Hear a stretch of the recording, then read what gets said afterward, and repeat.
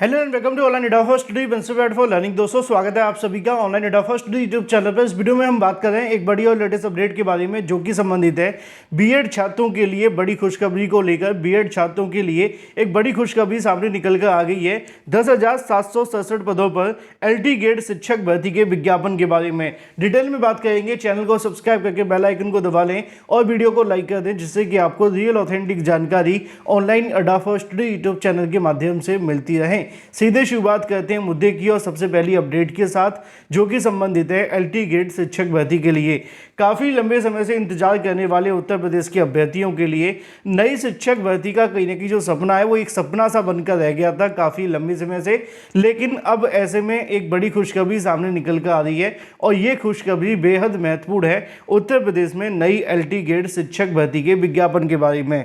उत्तर प्रदेश के अंदर नई एलटी ग्रेड शिक्षक भर्ती के विज्ञापन के संबंध में यहाँ पर जो नोटिफिकेशन है वो जारी किया गया है और शिक्षक भर्ती को लेकर जो चयन प्रक्रिया है वो शुरू करने के संबंध में जानकारी दे दी गई है। इस मामले को लेकर मैंने आप सभी को काफ़ी पहले ही बताया था कि उत्तर प्रदेश के अंदर एलटी ग्रेड शिक्षक भर्ती विज्ञापन को लेकर जो तैयारियां हैं वो शुरू कर दी गई है, क्योंकि ये भर्ती आप सभी के लिए बेहद महत्वपूर्ण है और काफ़ी लंबे समय के बाद आ रही है। अगर आपने इसके लिए तैयारी शुरू नहीं की थी तो निश्चित तौर पर आप सभी को इसका खामियाजा भर्ती आने पर भुगतना पड़ेगा, क्योंकि पिछली बार भी जब आप सभी के सामने 10,000 पदों पर शिक्षक भर्ती का विज्ञापन आया था तो उस समय पर भी भर्ती को लेकर इतना कंपटीशन था, लेकिन बावजूद इसके 10,000 के 10,000 जो पद हैं उसमें से 5,000 से ज़्यादा पद खाली चले गए थे। क्यों? क्योंकि इसका जो पैटर्न था वो अभ्यर्थियों के सर के ऊपर से निकल गया, जैसे कि बाउंसर निकल जाती है। मुद्दे पे आते हैं। चैनल को सब्सक्राइब करके बेल आइकन को अवश्य दबा लें, क्योंकि आपको रियल ऑथेंटिक जानकारी यहाँ से मिलती है। तो पहले तो बात कर लेते हैं इसके नोटिफिकेशन के बारे में, फिर मैं आप सभी को बताऊंगा इसकी चयन प्रक्रिया के साथ साथ योग्यता के बारे में, कौन कौन आवेदन कर सकेगा, इसके अलावा और भी बहुत सारी जानकारी, क्योंकि इस बार की जो एलटी ग्रेड शिक्षक भर्ती आप सभी के लिए है उसमें एक बड़ा बदलाव है और ये बदलाव है आप सभी की योग्यता को लेकर। क्योंकि इससे पहले जो आपकी परीक्षाएं देखने के लिए मिलती थी उसमें अलग योग्यताएं रखी जाती थी। साथ ही साथ परीक्षा के अंदर भी एक बदलाव है और ये बदलाव है आप सभी के प्री और मेंस को लेकर भी, है ना। तो इसके बारे में यहाँ पर ऑफिशियल नोटिस भी जारी कर दिया गया। अगर बात की जाए शिक्षा निदेशक माध्यमिक के माध्यम से, शिक्षा निदेशक उत्तर प्रदेश शिक्षा नियुक्ति अनुभाग प्रयागराज के माध्यम से नोटिफिकेशन जारी किया जाता है और इस नोटिफिकेशन के बाद से अब आप सभी की जो भर्ती की प्रक्रिया है वो शुरू हो चुकी है, क्योंकि जितने भी समकक्ष योग्यता को लेकर विवाद थे वो समाप्त हो गए हैं ना। समकक्ष योग्यता को लेकर विवाद पूरे तरीके से समाप्त हो चुका है और अब इसके बाद में स्टार्ट हो गई है आपकी भर्ती की प्रक्रिया। और इसको लेकर अगर बात की जाए एलटी ग्रेड के बारे में हो, है ना, या अगर बात की जाए जीआईसी प्रवक्ता के बारे में, इन दोनों के लिए अपडेट है, क्योंकि दोनों के संबंध में जानकारी दी गई है। यहाँ पे आपको देखने के लिए मिलेगा सेवा में समस्त मंडलीय संयुक्त शिक्षा निदेशक उत्तर प्रदेश को ये नोटिस भेजा जाता है और इस नोटिफिकेशन के माध्यम से 8/11/2024 को जारी किए गए सीधी भर्ती के संबंध में उत्तर प्रदेश अधीनस्थ शिक्षा प्रशिक्षित स्नातक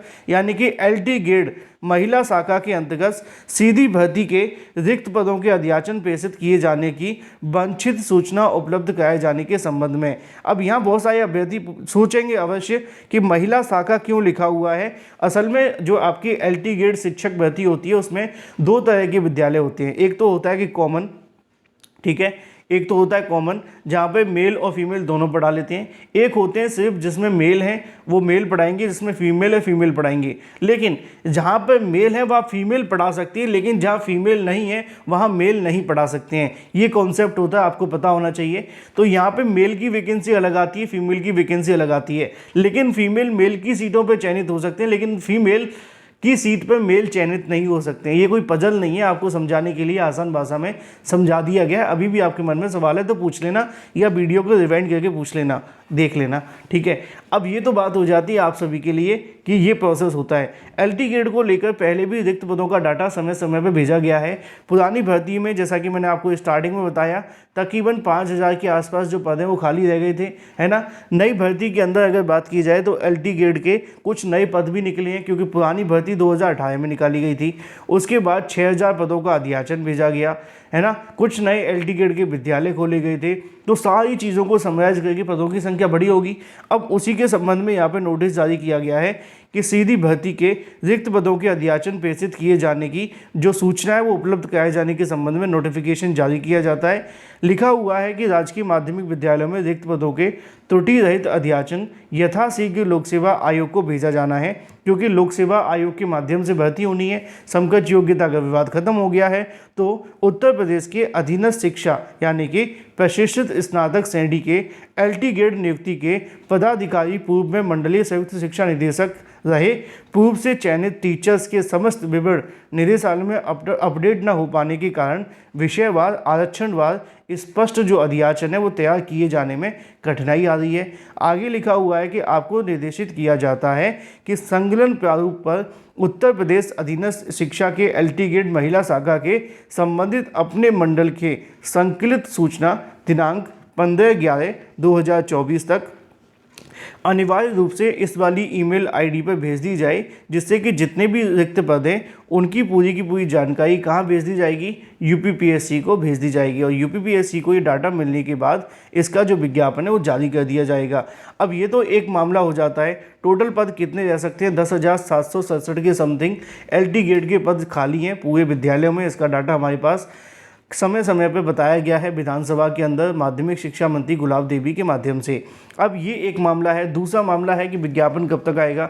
देखो, अगर UPPSC चाहे तो इसका विज्ञापन दिसंबर में जारी कर सकता है या दिसंबर के अगले महीने यानी कि जनवरी तक आ सकता है, क्योंकि अब विवाद खत्म हो गया है तो रिक्त पदों के अध्याचन मिल जाएंगे। अध्याचन मिलने के बाद विज्ञापन में कितना समय लगेगा? ज़्यादा से ज़्यादा 30 दिन का, है ना। 30 दिनों के बाद विज्ञापन कभी भी जारी कर दें, तो विज्ञापन आने की जो चीज़ें अब और ज़्यादा तेज़ हो गई हैं। दूसरी चीज़ ये है कि अगर बात की जाए योग्यता के अंदर, तो योग्यता में बड़ा बदलाव है। जो समकक्षता का विवाद था वो खत्म कर दिया है। अब सिर्फ BEd वाले अभ्यर्थी आवेदन करेंगे। इसके समकक्ष जो भी भर्ती होती थी उसको हटा दिया गया है, और क्योंकि LT होता था BEd के अलावा और तो कोई खास है नहीं है, तो उसको हटा दिया गया है। ठीक है। एक और चीज़ है, एक चीज़ ये है कि आपका जो एग्ज़ाम होता था पहले आपका सीधी भर्ती होती थी, लेकिन इस बार आपकी प्री और मेंस के आधार पे होगा। वैसे यहाँ सीधी भर्ती लिखा तो है, लेकिन सीधी भर्ती उसे कहा जाता है जो एक परीक्षा के आधार पे होती है। अब इसमें 2 भर्तियाँ ला दी गई हैं। पहला है आपका प्री होगा, फिर आपका मेंस होगा, है ना।